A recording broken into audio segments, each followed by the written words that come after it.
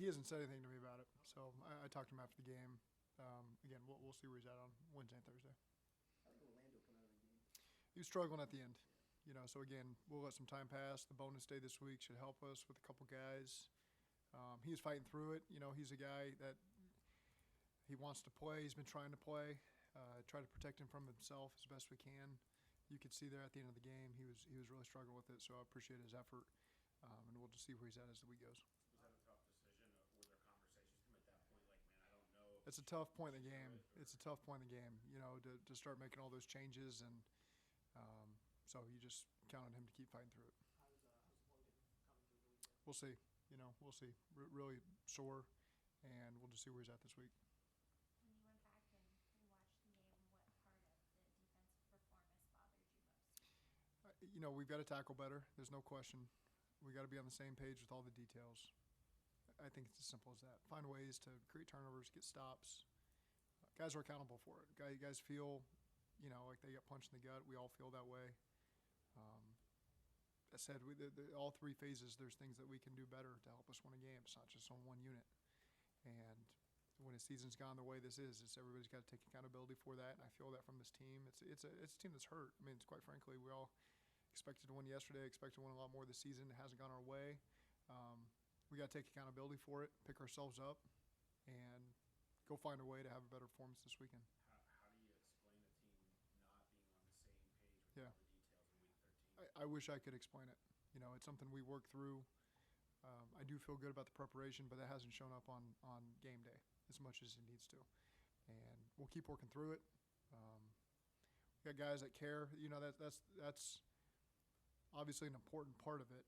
Is it means something to everybody out there. It's not guys that are putting in half effort and pointing fingers at each other. It's guys that are hurt and care and take a lot of pride in their performance and the unit's performance and the team's performance. And so, again, we just got to find a way to improve. Is there an extra concern that it's been the first half recently and a lot of these games that ultimately the defense hasn't been there? It's a concern that we're 4-8 and our whole team hasn't done enough to find more wins. I think that's the biggest issue. When Joe, after the game, says that he's going to closely watch everyone to see who's with us and who's not with us going forward, what does that mean to you? I think at this point it says a lot about the leadership on the team, and it's what happens. You see who can handle the adversity, who's got thick skin, who's willing to go through this. Because we've had good times here, and you got to work through the bad, and it'll help you appreciate it when things are going really good. But I do appreciate Joe saying that. That's where the leaders got to step up and hold everyone accountable, hold themselves accountable. Joe's a guy that does it the right way. And so when he says something, it means something because guys look at him and say, okay, this guy puts in extra work. He does all the things. He plays at a high level. He's put himself in a position to do that. And so when a guy like that speaks, it carries its weight. And those are the kind of things you need from the leadership on the team. And Joe's willing to step up and say the things that need to be said. Have you seen that kind of behind the scenes as well this year? Absolutely. Yeah, I mean, there's a lot of guys that I meet with privately, meet within groups. And so, again, my belief in them hasn't wavered from a leadership perspective, certainly. And, I stand in front of the team, and I'm not looking at guys that have checked out, guys that it doesn't mean something to. And, sometimes when you have losing seasons, you do get that sense from people. And that's, it's hard to sit here and say I'm encouraged by something when we've lost 3 games in a row. But, again, when I look at these guys, I know they take a lot of pride in what we're doing, and you're going to get their best effort going forward. Would there be any thought of making a change at safety with Geno Stone and letting Dejon or Tyson see what they can do? We'll just keep working through every position. That's something we spend time every Monday after a game talking through who needs more snaps or where, and so that doesn't change this week. You made a few lineup changes going into that game. How do you feel like those changes worked on Sunday? Yeah, I mean, it's the lineup changes on defense. Obviously, we still gave up 37 points, so we're accountable for that. So I won't get into player by player. Obviously, we've got to improve. What about Cordell, the change with Cordell and Cody? How do you evaluate how that went? That was an opportunity that Cody has earned, and he's played well stepping in at left tackle, well enough to get an opportunity. to be one of the 5 linemen that walk on the field. And so, again, it was probably more about Cody than anything else. And tough matchups this week, and so again, we get in a situation where we're throwing it a lot more than we're not afraid to throw the ball, certainly, but you get to a point in the game where it really does become that. They get a chance to spin their ears back, and it becomes tough matchups for the linemen. So they know that. They go out there and they fight their tails off and give us some opportunities to keep scoring points, and appreciate that about them. You feel good about that configuration moving forward? I do. What are your discussions with Lou after a game like this? Just finding solutions. And again, here on December 2nd, whatever it is, there's no magic formula that's going to fix everything and change everything. So we got to get guys playing detailed, playing fast, be in a great position to make the tackles, get guys on the field to create stops. The penalties and the penalty yards were the highest in your time here. Was Yeah. that a product of frustration with the way the game was going, or the kind of attention to detail you were talking about before? They were all a little bit different. That's I wish I could just say this was all one thing. There was a couple things certainly that they had a lot of penalties as well. So it was, I thought it was an evenly officiated game that way, and so there's not a lot of complaint for how that occurred. We take all your pride in being disciplined, and so it's way more penalties than we're comfortable with. But again, that was kind of just the way the game was played on both sides.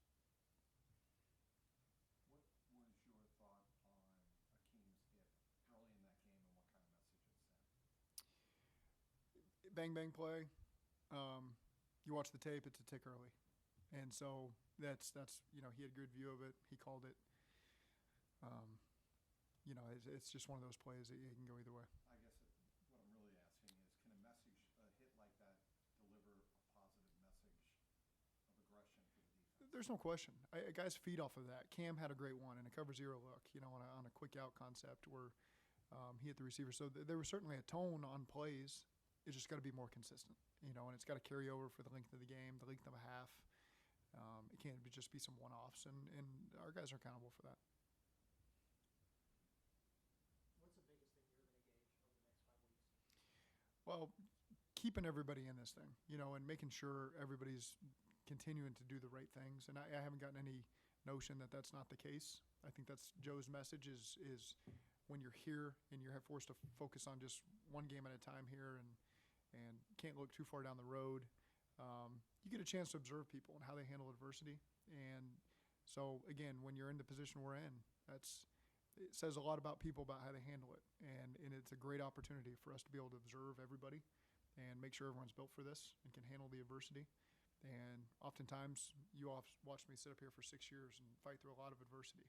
And I see what's on the other side of it. And you see the people you want to do it with.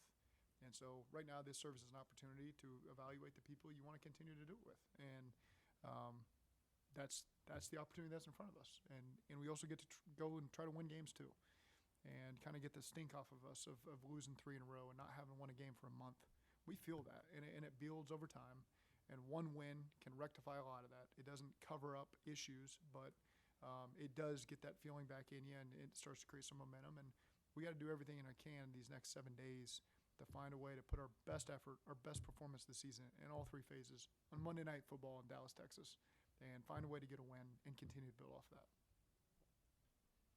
It's a great opportunity. I mean, what more really can you ask for? And so I think our guys will respond well to that. And how different is it? I mean, obviously, in 19 and 20, maybe we're looking forward to maybe what's to come. Y'all have now experienced it, kind of maybe now in similar situations you were back then. I mean, how maybe unique is it because you guys have been where y'all wanted to go and now kind of maybe progressed a little bit? Yeah, you know what it looks like, and so you know how to get back to where we need to be, and it doesn't happen overnight. It's trust me, if it happened overnight, we would have flipped this thing weeks ago. But we're going to continue to work. We know what championship level football looks like. We know what it's going to take. It's going to take a lot of hard work, and guys all being on the same page and doing it, and I'm excited to get back to that. You were a lot about building the right culture over the last 3 years and making sure everybody had the right attitude. Mhm. How much are you leaning on that now in more difficult? Quite a bit. Do you guys feel like you need to start rebuilding that again to get guys that are more guys that are about the right stuff and figure out more guys that are? I don't look around the locker room and think that we got guys that aren't in this thing together, and so again, we got to play at a higher level. I don't think we've got the wrong people. We just got to get guys to play at a higher level in all three phases. We got to coach at a higher level. You know, I'm not gonna sit here and put this on the players. You know, as a head coach, you sit there and you're 4-8. You're a 4-8 head coach, and that starts with you. And to get the most out of everybody, that's my job, and I don't take that lightly. There's a lot that comes with that. I love the responsibility, but with you, there come moments like this where you got to put it on your shoulders and find ways to motivate everyone and get the most out of everyone. And there's a lot of work that goes into that. How much, along those lines, how much responsibility do you feel over the defense? You let Lou do his thing Yeah. on that side. How much responsibility as a head coach do you feel over that defense? A lot. You can't shy away from that. And just because most of my knowledge is on offense, and that's how I came up, as the head coach, that changes.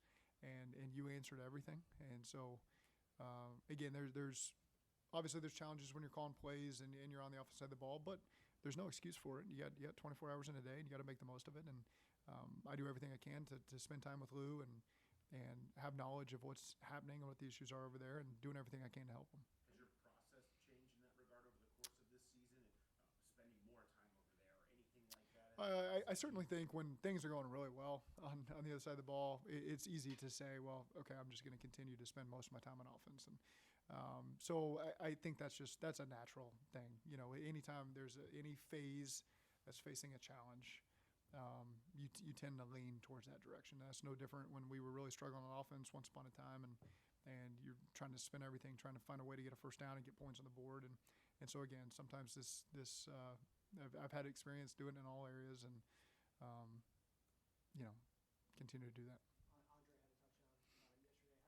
How do you feel like he's developed this year? And the receivers really behind T and Jamar. How do you feel like they've kind of handled that role over the course of the season?